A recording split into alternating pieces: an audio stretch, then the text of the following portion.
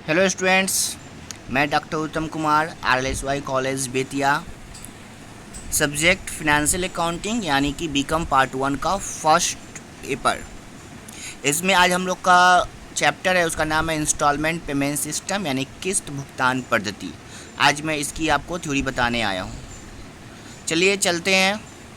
सबसे पहले किस्त भुगतान पद्धति क्या होती है। तो जब कोई संपत्ति जैसे मोटरसाइकिल, टीवी, कंप्यूटर इत्यादि खरीदी जाती है और संपूर्ण राशि का भुगतान एक बार न कर कुछ किस्तों में किया जाता है तो इस पद्धति को किस्त भुगतान पद्धति या इंस्टॉलमेंट पेमेंट सिस्टम कहते हैं। हायर परचेज सिस्टम में भारी वाहन खरीदा जाता था और उसका किस्त जो है वो अंतिम किस्त तक जब तक भुगतान नहीं होता था तब तक उसका स्वामित्व ट्रांसफ़र नहीं होता था। लेकिन किस्त इंस्टॉलमेंट पेमेंट सिस्टम में आप जिस दिन संपत्ति को खरीदते हो उस दिन से उसका ऑनरशिप, उसका स्वामित्व जो है वह क्रेता यानी परचेजर को ट्रांसफ़र हो जाता है।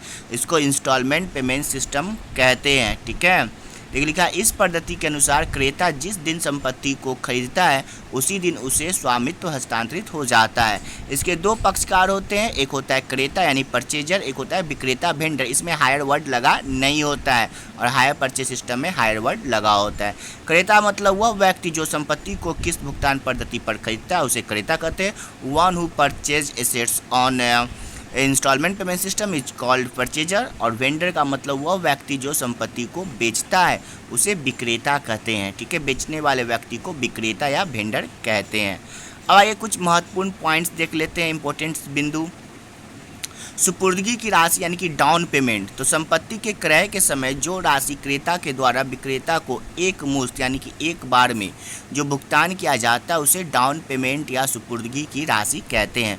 रोकड़ मूल्य यानी कैश प्राइस। तो संपत्ति के वास्तविक मूल्य को ही कैश प्राइस या उसको रोकड़ मूल्य कहते हैं, ओरिजिनल प्राइस होता है। किस्त मूल्य इंस्टॉलमेंट प्राइस मतलब संपत्ति के रोकड़ मूल्य में ब्याज जोड़कर जो राशि वार्षिक, छमाही या तिमाही भुगतान किया जाता है उसे किस्त मूल्य कहते हैं। इसको आप एनुअली, हाफ ईयरली या क्वार्टरली पेमेंट कर सकते हो।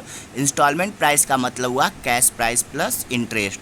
अब आइए, क्रेता और विक्रेता दोनों के बुक में जर्नटी होता है। तो पहले हम लोग क्रेता के बुक में समझेंगे। परचेजर के बुक में journal entries in the books of purchaser. सबसे पहला, संपत्ति को क्रय करने पर assets account debit, interest suspense account debit to vendor account. Interest suspense मतलब होता है टोटल इंटरेस्ट। ठीक है, अगर आपका जो है 11,000 का जो है वो कैश प्राइस है, 1,000 इन टोटल इंटरेस्ट है तो उसका आपका इंस्टॉलमेंट प्राइस 12,000 हुआ था। 11,000 एसेट्स में जाएगा, 1,000 इंटरेस्ट सस्पेंस में जाएगा, जोड़कर वेंडर में 12,000। सेकेंड, डाउन पेमेंट करने पर vendor account debit to cash account. Third में, इंटरेस्ट को ड्यू करने पर हाई परचेज में इंटरेस्ट वेंडर में ड्यू होता था, इसमें इंटरेस्ट सस्पेंस अकाउंट में ड्यू होता है। तो interest account debit to interest suspense account. ठीक है, उसके बाद में किस्त का भुगतान करने पर तो उसका entry vendor account debit to cash account हो जाता है। फिर डिप्रिसिएशन चार्ज करने पर depreciation account debit to assets account. और लास्ट में इंटरेस्ट और डिप्रिसिएशन को पीएल अकाउंट में ट्रांसफ़र करने पर PL account debit to interest account to depreciation. इसके बाद के वर्षों में जो है ऊपर का जो दो एंट्री है वो नहीं होगा, एक एसेट्स क्रय का और एक डाउन पेमेंट का। बाकी जो है 3 से लेकर के 6 तक एंट्री हर साल रिपीट होता जाता है। इस तरह से मैंने परचेजर के बुक में जो एंट्री बता दिया है। अब मैं नेक्स्ट वीडियो में आपको वेंडर के बुक में आपको जो एंट्री बता दूंगा। तब तक के लिए धन्यवाद।